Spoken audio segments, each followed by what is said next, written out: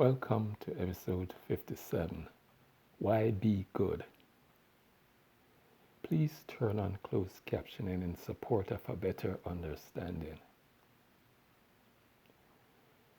You know, in the comments to my blog episode 51, Why, I responded to a subscriber by pointing out my thought that essentially my philosophy of life works if I can provide people with a reason to not live a dog-eat-dog life.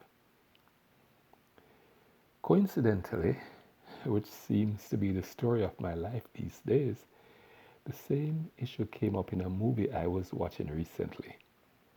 It's this movie called Voyagers, whose storyline turned out to be, in effect, one of the scenarios I described in my blog episode 42, The Purpose of Life. In the movie, a spacecraft with a cargo of human children was launched from a dying Earth towards another planet 86 years away. The theory was that the grandchildren of the original passengers or voyagers would hopefully reach the new planet and be able to ensure the survival of the human species. However, 10 years into the voyage, some of the group, now young adults, found out that they were all being fed a drug that suppressed a bunch of human instincts such as lust and greed and the desire for power and to dominate. Drugs was the way the organizers of the mission decided to deal with the issue discussed in my blog episode 43, The Others. Eventually, the voyagers all stopped taking the drug and chaos ensued. In questioning what was the purpose of continuing to the mission for the benefit of people not yet born, one of the lead characters of a rebellious group that had abandoned the maintenance of the spacecraft and the mission stated, "We are all gonna die anyway. Why don't we all do what we want? Why be good? What's in it for me?" As I said in my blog episode 51, that's a difficult question to answer. It's difficult because altruism is not a basic human instinct, while the survival of the fittest concept appears to be. But that concept, as I theorized in my blog episode 53, How the Mind Works, is not automatic and can be put aside or ignored sometimes. But the answer is not just altruistic. It goes back to what I spoke of in my blog episodes 21, 26, and 42. Every human is different from every other human. So every human has something that no other human has. Over time, we share less and less of our ancestors and we become less and less related to any single bloodline. But it's also true that every human is related to every other human. Thus, every human shares something with every other human. So, in this weird world, we are all different and the same.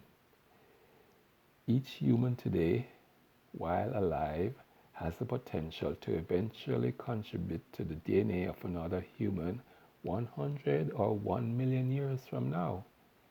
And if you are a human that does not procreate, you still have the ability to influence or contribute to the survival of another human whose DNA will be in someone 100 or 1 million years from now. And we don't know how important that human 100 or 1 million years from now will be to the survival of the human species.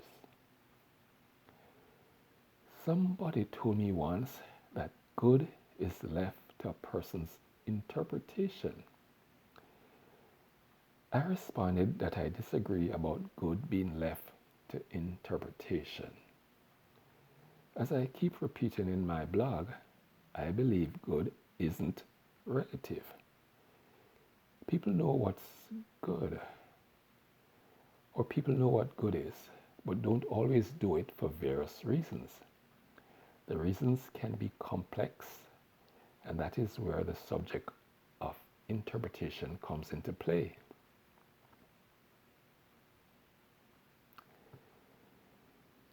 Consider an extreme example based on the hypothesis that killing or harming someone is not good, even in war. So if you kill or harm someone, even if to save someone else, deep down, if you really think about it, you can figure that what you did was not good, but you feel it's justified.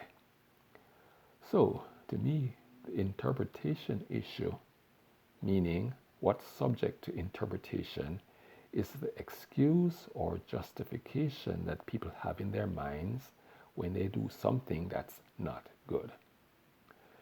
Of course, the movie Voyagers, like most movies, had a happy ending.